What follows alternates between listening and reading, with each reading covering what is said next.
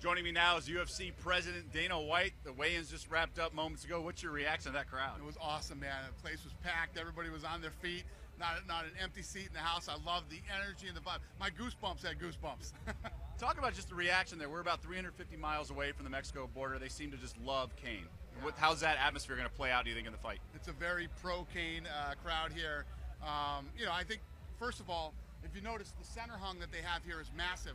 We took down all the screens we normally have, which opened up another 1,100 seats here. So this place is sold out. I had to figure out how I was going to get Charles Barkley a ticket, let alone somebody else buying a ticket. So it's going to be insane in here tomorrow night, and I'm pumped. Were you able to manage a ticket for Sir Charles? We got Sir Charles taken care of, yes. All right, so the first two fights of this trilogy, about as different as two fights can be. How do you see this third fight playing out? It's what makes this fight so exciting, other than the fact that it's two of the best heavyweights in the world in their prime. Junior knocks out Cain in the first couple minutes of the first fight.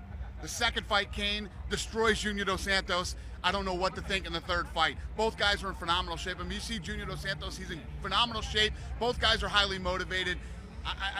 I still think that the key to this fight is Cain's going to want to take it to the ground where he can rough Junior up, and Junior's going to want to keep it on his feet.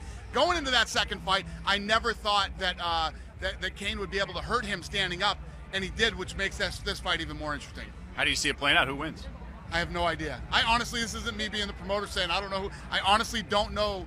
If I was an odds maker, I wouldn't even know how to do this fight. You mentioned both guys in their primes are the two best heavyweights we think right now. They are, without a fact. Would there be a fourth fight after this? Just even if this one's the greatest fight. You do the rubber match to get rid of all the questions over who the best is. But it's tough when you believe that these are the two best heavyweights, and no matter which one loses, they can probably knock off the rest of the guys. But anything can happen in mixed martial arts, so who knows? As far as the first two fights, both guys cited injuries and other distractions as to why each of them lost. What do you make of those distractions and injuries?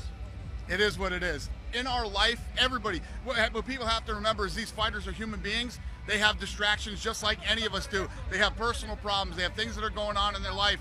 They have nagging little injuries or whatever it might be, and it all factors into going into a huge fight like this. Where does the winner of this fight rank among other UFC heavyweights all time? I think that these guys are the two best heavyweights in the history of the UFC and probably in the history of the sport. Let's go to the co-main event, Big Country Nelson against Daniel Cormier. Been some trash talking between the guys, including Cormier's balking at Nelson's beard. What do you make of that? Well, I've agreed with Cormier on that. In this sport, if it was boxing, they would make him cut that beard, and the beard isn't as big of a distraction as it is in mixed martial arts. And who wants that big, nasty beard in their face, mouth, nose, and eyes when you're in a fight? Nobody wants that. Nobody. I don't care if you're the biggest Roy Nelson fan on earth, you don't want that beard in your mouth.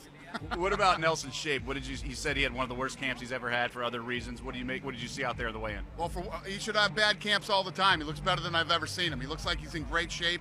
Whatever I think about his grooming habits aside, Roy Nelson is tough, man. He's got an unbelievable chin. He's got knockout power in both hands. He's a good wrestler, and he's got unbelievable jiu-jitsu. What about the third part of the main card? How do you see that fight playing out?